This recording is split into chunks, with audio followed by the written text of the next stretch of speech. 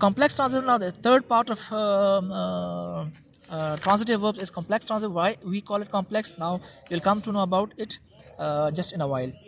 A verb that has two objects or an object and an adjective where the two equal each other anyhow. एक verb जिसके दो objects होते हैं, ठीक है, और an object and an adjective, या दो ऑब्जेक्ट की बजाय एक ऑब्जेक्ट और एक एडजेक्टिव होता है. क्या? एक वर्ब जिसके या तो दो ऑब्जेक्ट्स होते हैं या एक ऑब्जेक्ट और एक एडजेक्टिव होता है, लेकिन वो होते कैसे हैं? Where the two equal each other anyhow, लेकिन वहाँ पर दोनों एक जैसे महसूस होते हैं, बराबर बराबर एक जैसे सेम महसूस होते हैं. एक से दूसरा और दूसरे से पहला मुराद होता है. इन दोनों में आप फ़र्क नहीं कर सकते कि दोनों ऑब्जेक्ट में क्या फ़र्क है, या एक ऑब्जेक्ट और एक एडजेक्टिव में क्या फ़र्क है. दोनों ऑब्जेक्ट, एक ऑब्जेक्ट दूसरा ऑब्जेक्ट बन रहा होता है, दूसरा ऑब्जेक्ट पहला ऑब्जेक्ट बन रहा होता है, या एक ऑब्जेक्ट एक एडजेक्टिव बन रहा होता है और वही एडजेक्टिव वही ऑब्जेक्ट बन रहा होता है. इस वजह से हम कॉम्प्लेक्स में का शिकार हो जाते हैं कि हम इसको क्या कहें. समझ आ रही कि नहीं आ रही? तो दोनों एक ही तरह के होते हैं. फॉर एग्जाम्पल यहाँ से समझ जाएंगे एग्जाम्पल से. I found it difficult. अब ये found, this is a complex transitive verb. Why? Because this has got two objects here. Number one is it, number second is difficult. Understood? So I found difficult.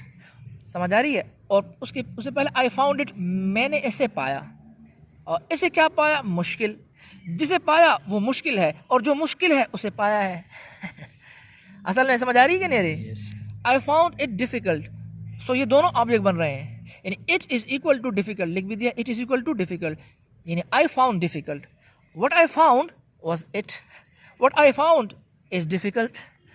जो मैंने पाया है वो मुश्किल है, और जो मुश्किल है वही मैंने पाया है. समझ आ रही कि नहीं आ रही? जिससे मेरी शादी हुई है वो मेरी बीवी है, और जो मेरी बीवी हुई से मेरी शादी हुई है. यही चीज़ है. समझ आ रही कि नहीं आ रही? जिसने मुझे तंग किया वो मेरी बीवी है, और जिसने मुझे जो मेरी बीवी है उसने मुझे तंग किया.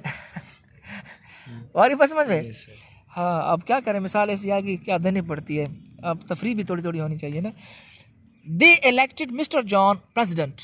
अब देखो, they elected here is a complex transitive verb. Why? Because here we have an object Mr John, और प्रेसिडेंट द एडजेक्टिव. समझ आ रही कि नहीं? यहाँ पे एडजेक्टिव है, और आप उसको नाउन भी बन सकता है.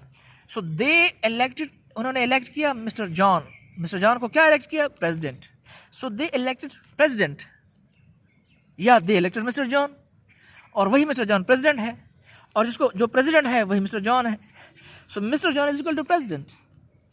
Mister John is equal to president. And there is no difference between Mr. John and Mr. President. What they elected was the president, and what they elected president was actually Mr. John. समझ आ रही कि नहीं आ रही? इसलिए इसको हम complex transitive कहते हैं कि पहला हो या दूसरा हो. समझ आ रही कि नहीं आ रही? पहला हो या दूसरा हो, या दूसरा हो या पहला हो, दोनों एक ही चीज़ है. उसमें आप क्या करते हैं, दोनों इक्वल होते हैं, इसमें फ़र्क नहीं कर सकते. अब नोट, क्या चीज़ आपको बताना चाह रहा है. In some sentences, a verb can be interpreted as either ditransitive or complex transitive. जी हाँ, कहते हैं कि कुछ जुमलों के अंदर आप वर्ब जो होता है उसको आप इंटरप्रेट कर सकते हैं, उसके माने ऐसे ले सकते हैं, उसकी इंटरप्रिटेशन, उसकी तर्जुमानी ऐसे कर सकते हैं कि या तो वो डायट्रांजिटिव होगा या कॉम्प्लेक्स ट्रांजिटिव होगा. क्योंकि दोनों ऑब्जेक्ट है ना, डायट्रांजिटिव के भी अंदर भी दो ऑब्जेक्ट आते हैं ना, कॉम्प्लेक्स के अंदर भी दो ट्रांजिटिव दो ऑब्जेक्ट्स आते हैं. तो कॉम्प्लेक्स के अंदर भी दो ऑब्जेक्ट्स, डायट्रांजिटिव के अंदर भी दो ऑब्जेक्ट्स. तो बाज़ औक़ात आपको इंटरप्रेट करना पड़ता है कि एक वर्ब जो है जिसके दो ऑब्जेक्ट्स हैं, आया वो कॉम्प्लेक्स ट्रांजिटिव हम उसको कहें या हम उसको डायट्रांजिटिव कहें. समझ आ रही कि नहीं आ रही? अब फॉर एग्जांपल यहाँ पर देखो, आपको मुश्किल पेश आएगी. For example, they found Mr Amjad a good cook. उन्होंने पाया किसे पाया? मिस्टर अमजद को. मिस्टर अमजद को क्या पाया? अ गुड कुक, एक अच्छा कुक.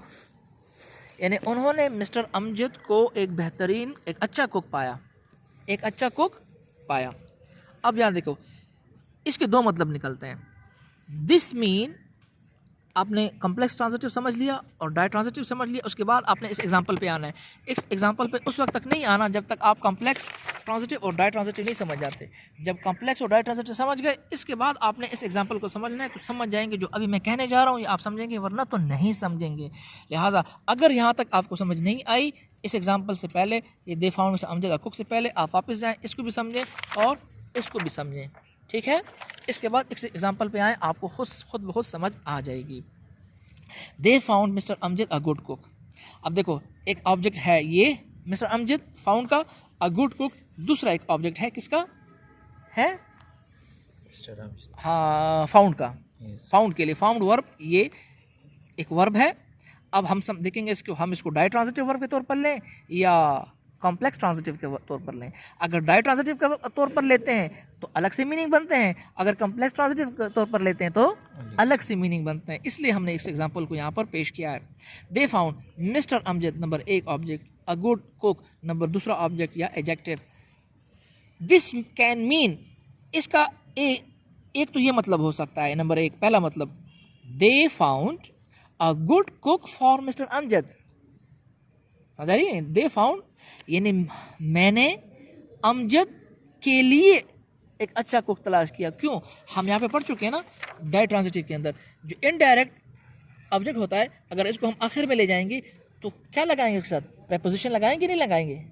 जैसे आपने यहाँ पे लगाया था, he gave the letter to her, या the teacher asked a question from Ali. आ रही बात समझ में? तो टू और फ्रॉम आपने लगाया था ना प्रेपोजिशन। तो यहाँ पर भी अब देखो, अगर हम लगाएंगे डाई ट्रांजिटिव की तरफ तो हम ऐसा करेंगे, they found that mister Amjad was a good cook. समझ आ रही कि नहीं? एक तो ये है कि उन्होंने मिस्टर अमजद को अच्छा कुक पाया। नो सॉरी, ये है कि they found a good cook for Mr Amjad, यानी they found a good cook for जो मिस्टर अमजद यहाँ था, इनडायरेक्ट ऑब्जेक्ट था, वो उठाकर हमने आखिर में ले आए। देखो, तो हमने साथ पे प्रेपोजिशन भी लगा दिया। So they found a good cook, और यहाँ से मिस्टर अमजद को उठाकर आखिर में ले आए और एक प्रेपोजिशन भी लगा दिया फॉर अमजद। तो ये डाई ट्रांजिटिव बन गया। यानी हमने क्या किया? अमजद के लिए एक बेहतरीन कुक तलाश किया। इसका मतलब ये बन जाएगा, क्या मतलब बन जाएगा? हमने अमजद के लिए बेहतरीन कुक तलाश किया। अब मतलब कितना ज़्यादा बदल रहा है, देखो, दे found a good cook for Mr Amjad, कि उन्होंने एक अच्छा कुक तलाश किया, किसके लिए? अमजद के लिए। कोई मतलब कोई और थर्ड पर्सन तलाश किया। एक तो ये मतलब बन सकता है। बी, एक ये बन सकता है, देखो, अगर आप दोनों इसको इक्वल करें, कॉम्प्लेक्स ट्रांजिटिव पे ले आए, फिर क्या मतलब बनेगा? They found that mister Amjad was a good cook, है ना? यानी देखो, दे फाउंड मिस्टर अमजद क्या? अ गुड कुक। उन्हें मालूम हो गया कि अमजद एक अच्छा कुक है। अब ये है ना तर्जुमा। जैसे यहाँ पे था कि दे इलेक्टेड मिस्टर जॉन प्रेसिडेंट, कि उन्होंने इलेक्ट किया मिस्टर जॉन को प्रेसिडेंट, तो प्रेसिडेंट मिस्टर जॉन है, मिस्टर जॉन प्रेसिडेंट है।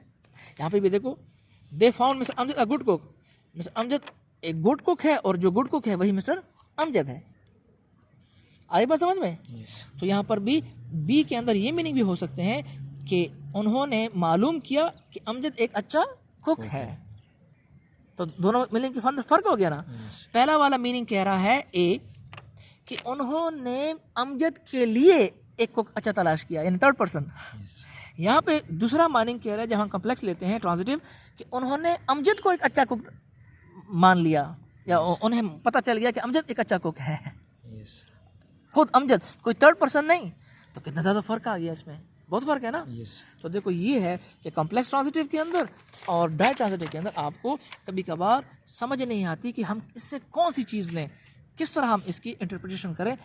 अब देखो, so the meaning would not be clear without the context. हाँ, तो कैसे मीनिंग समझ लें? मीनिंग हम समझ सकते हैं कॉन्टेक्स्ट के साथ। पीछे सियाको सबाक देखेंगे, कॉन्टेक्स्ट देखेंगे, तब हम समझ सकते हैं कि क्या इसकी मीनिंग हो सकते हैं। आया हम इसको डाई ट्रांजिटिव के तौर पर लें या इसको हम कॉम्प्लेक्स ट्रांजिटिव के तौर पर लें, ठीक है। As there are some jokes based on this contrast between ditransitive and complex transitive, इसी तरह के कुछ जोक्स भी इस पर बनाए गए हैं, इन दोनों के दरमियान जो कंट्रास्ट है, जो तजाद है कॉम्प्लेक्स के ट्रांजिटिव और डाई ट्रांजिटिव के अंदर जो हमारा हमें तजाद नजर आता है उस पर जोक भी बनाए। जैसे फॉर एग्जांपल इसको समझें, बहुत खूबसूरत जोक है, आप समझ जाएंगे। होटल गेस्ट क्या कह रहा है? Call me a taxi. एक गेस्ट आया होटल में, वो किसी बैरे से कहता है, वेटर से कहता है, जो बेल बॉय है, कॉल बॉय है, उसको कहता है, क्या कहता है? Call me a taxi. ये अल्फाज देखें, कॉल मी अ टैक्सी। ये कॉल देखें एक वर्ब है, ट्रांजिटिव वर्ब है। अब आप देखें ये डाई ट्रांजिटिव है या कॉम्प्लेक्स ट्रांजिटिव है, और क्या गलतफहमी इसके अंदर हुई है आप समझ जाएंगे। कॉल ये transitive verb, me indirect object, a taxi ये डायरेक्ट ऑब्जेक्ट। यानी कॉल अ टैक्सी है ना असल में, कॉल अ टैक्सी। लेकिन हम कैसे, इसने वो नहीं कहा कि call a taxi for me, तक क्लियर हो जाता, नहीं कहा ऐसा, बल्कि इसने क्या कहा? Call me a taxi. अब बेल बॉय क्या कहता है? ओके, ठीक है। जो वेटर है वो पगला है बेचारा, अनपढ़ है, वो क्या कहता है? Okay you are a taxi sir. चले जी आप टैक्सी हो गए। समझ आ रही कि नहीं? The guest starts thinking now. वो गेस्ट बेचारा हैरान हो गया, परेशान हो गया कि क्या मुझे कह रहा है। यानी मैंने तो कहा कॉल मी अ टैक्सी, कि मुझे टैक्सी कहो। वो ये बेल बॉय समझ रहा है कि मुझे टैक्सी कहो, हालांकि वो कह रहा है कॉल मी अ टैक्सी, मेरे लिए टैक्सी पकड़ो, मेरे लिए टैक्सी को बुलाओ। जो गेस्ट कह रहा है उसने क्या इसको कहना है कि मुझे टैक्सी कहो, टैक्सी का नाम पुकारो। नहीं नहीं, वो सीधा साधा डायरेक्ट ऑब्जेक्ट को शुरू में लाकर कह रहा है कि मेरे लिए एक टैक्सी पकड़ो, मेरे लिए एक टैक्सी को बुलाओ। लेकिन बेल बॉय क्या समझा? बेवकूफ़, वो समझा कि मुझे टैक्सी कहो, ये शायद ये ऐसा कह रहा है, कॉल मी अ टैक्सी। तो उसने कहा okay sir you are a taxi है। सो फिर कहते कॉल मी अ टैक्सी असल में मीन्स आई गेट और वांट अ टैक्सी। असल में जो गेस्ट कह रहा है वो क्या कह रहा है? I want taxi, I get a taxi, मुझे एक टैक्सी चाहिए। बट लेकिन द बेल बॉय मिसअंडरस्टूड, उसने गलत समझा, and thought he was saying, और वो ये समझा कि ये गेस्ट जो है वो क्या कह रहा है? Call me a taxi means I am a taxi, me is equal to taxi. आज के बाद मुझे टैक्सी कहो। समझ आ रही कि नहीं आ रही? तो देखो यहाँ पर वो क्यों गलत हुआ, वो बेल बॉय इसलिए गलत हुआ, इसने इसको क्या समझा? डाई ट्रांजिटिव समझा, ये वाला समझा है ना, ये वाला समझा। नहीं, ये कॉम्प्लेक्स ट्रांजिटिव समझा। इसने क्या समझा बेल बॉय ने? कि ये जो मी है ये इज इक्वल टू टैक्सी है, यानी टैक्सी में और आप में कुछ फ़र्क नहीं है। समझ आ रही है? आपका नाम टैक्सी है, तो गेस्ट बुक जो गेस्ट है होटल गेस्ट, इसके नज़र में, बेल बॉय की नज़र में ये कह रहा है, ये समझ रहा है कि मुझे जो होटल गेस्ट है वो ये कहना चाह रहा है कि मैं और टैक्सी इसमें कोई फ़र्क नहीं है, यानी मुझे आज के बाद टैक्सी कहो। हालांकि जो होटल गेस्ट है वो ये कह रहा है, ये वाला इन डाई ट्रांजिटिव कह रहा है कि call a taxi for me, call a taxi for me, लेकिन उसने वो प्रीपोजिशन को ख़त्म कर दिया और इनडायरेक्ट को शुरू में लेके आया, कॉल मी अ टैक्सी। समझ आ रही कि नहीं आ रही? शॉर्टन करना चाह रहा था, लेकिन बेवकूफ़ का बच्चा जो वेटर था, जो बेल बॉय था, वो ये समझा कि ये कॉम्प्लेक्स ट्रांजिटिव कह रहा है, यानी कॉल मी अ टैक्सी, यानी taxi is equal to me, और मी और टैक्सी में कोई फ़र्क नहीं है। तो देखो ये यहाँ पर कंफ्यूज हो गया, तो कंफ्यूज होता है यहाँ पर, ठीक है। तो दोनों में आपको फ़र्क करने के लिए थोड़ा सा प्रैक्टिस करनी चाहिए।